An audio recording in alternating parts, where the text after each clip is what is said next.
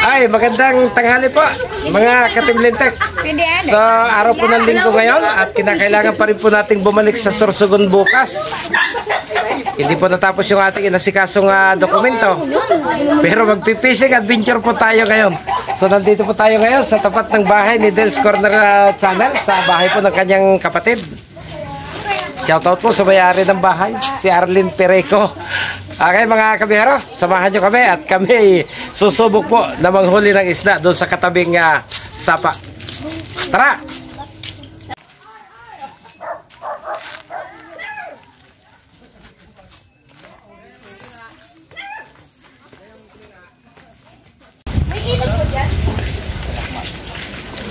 Agri-Tourism Park, Sitio Agna, Humapon, Legazpi City.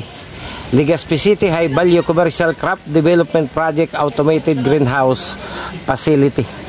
So doon po yung direksyon. Yan po yung daan patungo doon sa Automated Greenhouse Facility ng lungsod ng Legazpi, mga kabiyahero. Dito po yan sa lalawigan ng Albay. Oo, yan ang nagpapagsasayang sana. Bali wala lang ang linog na langka rito. Tinapo na.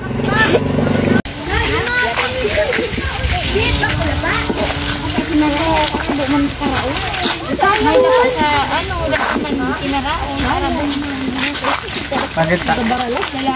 Laki ng aso. Uy, laki na. Besides iyan. Ang liit ng aso nila rito sa daanan, no? Walang pakialam sa mga taong dumaraan. Tulog na tulog. Ayun pa ang isa.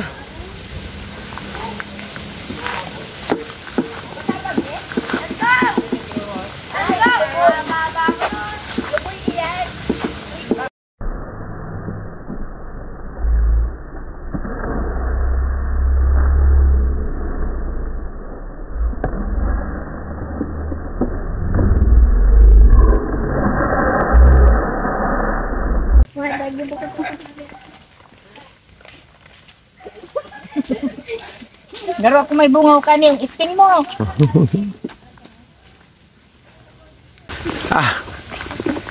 Sa probinsya talaga yung sinasabing malapit daw talaga ito na. Nakakailang minuto na tayo ng kalalakad. Napakadawag pa. Ano pala ba?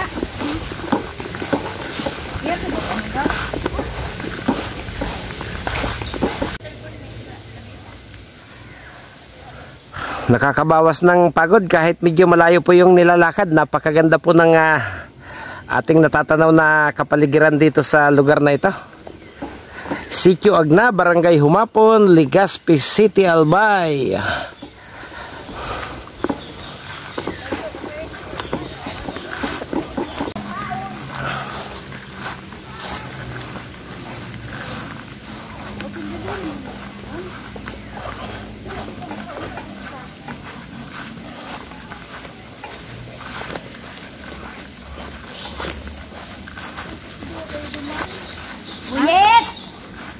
Yes! Paun may maagat kami! So yan po yung mga puno ng sasa, yung ginagawa pong pawid para sa mga native hut. Yan po ang kanyang puno. So namumunga rin po yan at ang bunga po ay kinakain din sa ibang lugar. Sabi nila lasang buko. Yan, andito naman po ang tubugan ng mga kalabaw. Ayan, may 3 kalabaw po na nagsuswimming, mga kabiyahero.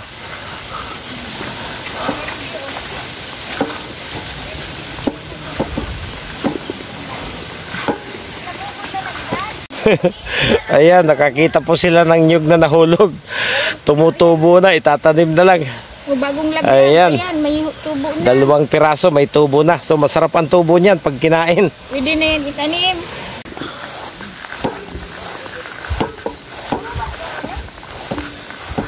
So ito po yung ilog na pwedeng pamingwitan. Medyo malabo dahil madalas po yung pag-ulan dito sa Bicol. Ang tubig po niyan ay tumutuloy po sa dagat. So malapit po ang dagat dito. So ito po yung area na pinamimingwitan ng mga taga rito. Hindi paglakadi. Tingnan ko yung pampain. Gusto ko maliliit. Ano yan? Puputulin pa? Saan ka nila? Hindi na.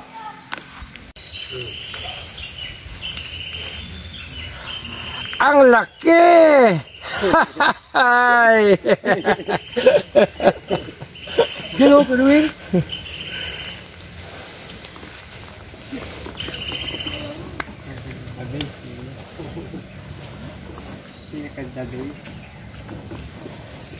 Ayan, medyo papataas na po yung tubig. Lumipat tayo ng pwesto dahil medyo papalalim na po yung tubig doon sa kabila.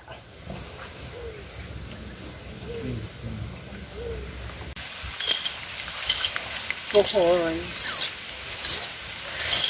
Tingnan ko, Bayet. Kung ano yung mga nakuha mo? Ayun, tuwoy. Swamp shell. Tapos bibi. Pampagatas, mga kabibi. Maganda para sa mga bagong panganak. Hindi maganda ang mga nahuli. Mag-isang oras na. Ito pa lang. Ano ba yan? So, katuwaan lang po ito mga kabiyahero. Pampalipas ng oras, wala rin naman po tayong ginagawa. Melinda, ano na nakuha mo? Malaki, parang 25. Ha? Ang liliit naman yan. Mas malaki pa yung mangga mong napulot. Ayan po yung bunga ng nipa. Sabi nila, kinakain din daw po ito. Lasa daw pong buko ng nyog. Ayan. Ang daming bunga.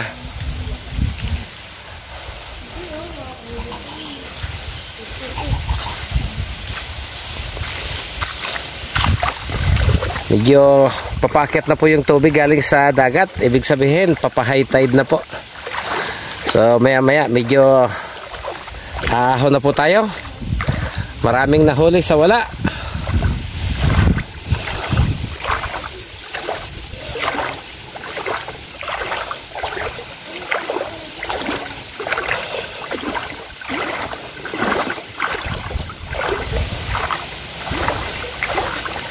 Sana mapanatili ng mga taga rito na naaalagaan po at hindi napagtatapunan ng basura yung kanilang mga ilog.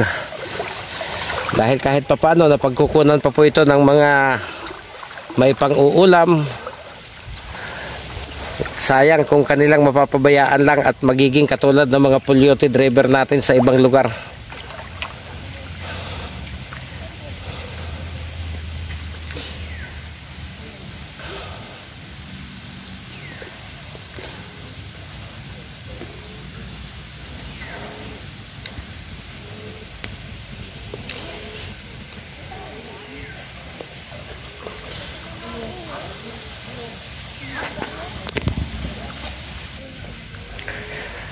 Okay, mula po dito sa kailugan po ng Agna Humapon, Legazpi City.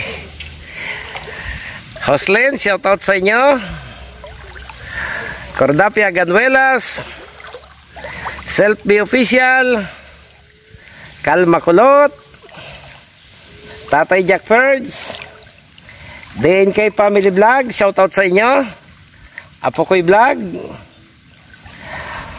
Rowena Acosta Vlog, Hansi PM Vlog, Remix, BJA Solo Sorbior, Miss Lily Ragasa, shoutout sa inyo. Sino pa ba? Hindi natin pwedeng dalahin yung ating listahan. Nakatapak po tayo sa ilog. So yung makakalimutan, pasensya na. Joan Linggahan Vlog, ingat ka dyan sa Singapore, Jo.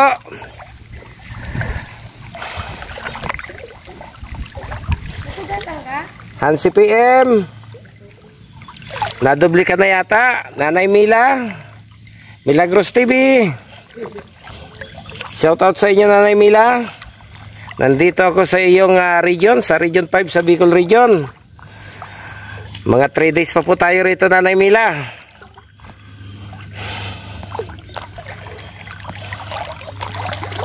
Kuya Dante Vasquez, shout out sa'yo. Silit-silit.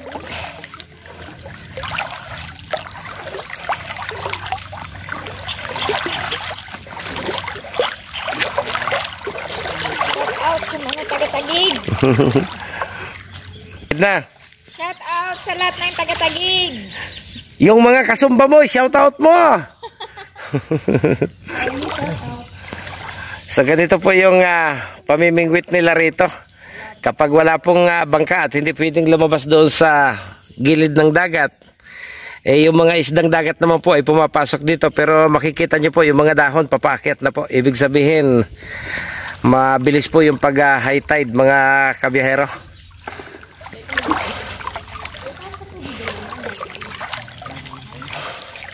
So marami rin naman silang nakukuha ang seashells dito sa gilid-gilid. At nakakasiguro naman po tayong malinis dahil kung mapapansin nyo po, wala ni isang bahay sa lugar po na ito. Yan. Puro kahiwasan.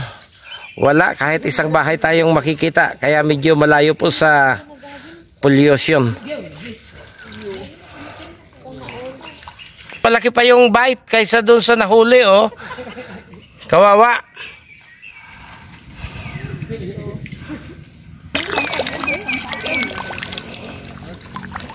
Malaki yung isa, parang biya, ano?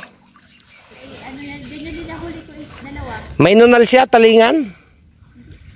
Ha? Biya nga, biya.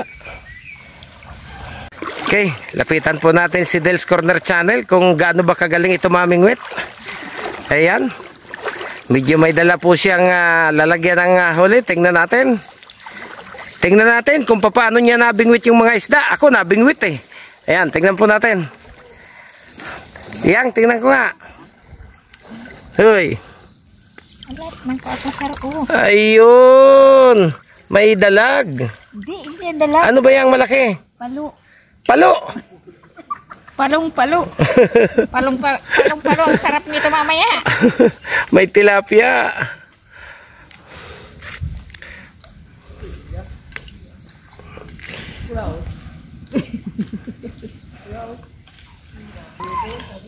Malas tayo mga kabihero. Talo pa tayo ni Gabs. Si Gabs nakahuli kahit ganun kaliit. Ako ni isang kapiranggot. Wala ho tayong nahuli mga kabihero. Hindi yata natin na linya yung pangingisda. So balik na lang ako sa bahay ni Jocelyn. Doon na lang ako mangingisda.